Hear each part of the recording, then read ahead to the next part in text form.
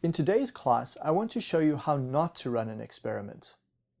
In the previous class, I showed you the results from a very simple experiment that was run correctly.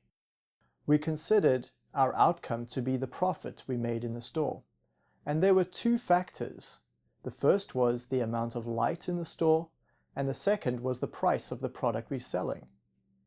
The outcome was the profit we could make. You'll recall from those experiments we had two continuous factors. The first was the amount of light, either at 50% or 75% on the dimmer. The second factor was the price of the product, either $7.79 or $8.49.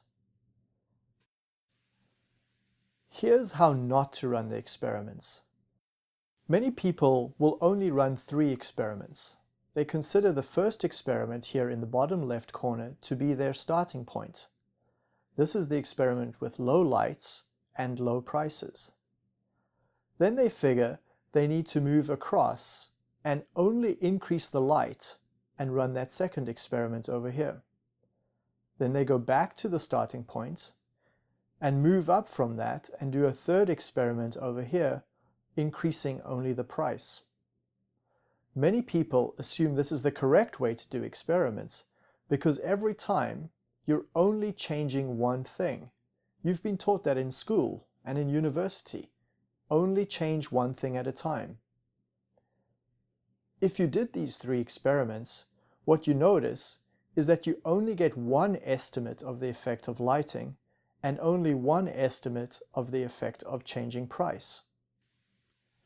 Recall in the previous class, I said you should do 4 experiments. With just that one extra experiment up here in the top right-hand side, we can now estimate the effects twice. We have 2 estimates of lighting changes, and we have 2 estimates of price changes. So by adding that one extra experiment, what we've essentially done is doubled the amount of information we've achieved.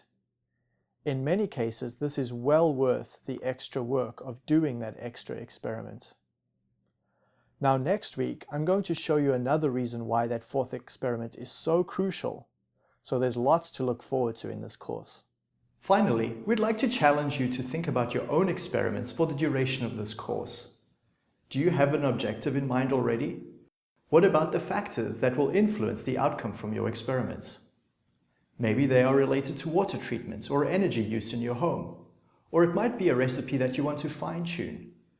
It might be experiments that you'd like to run at work. Or experiments that will influence the people around you, your neighbors and your community. Please film a short video and upload it to YouTube at this link. Share it on the course forums and show people around you what you're working on. Myself and others would like to comment on your work and give you some feedback. We hope to see you in future modules.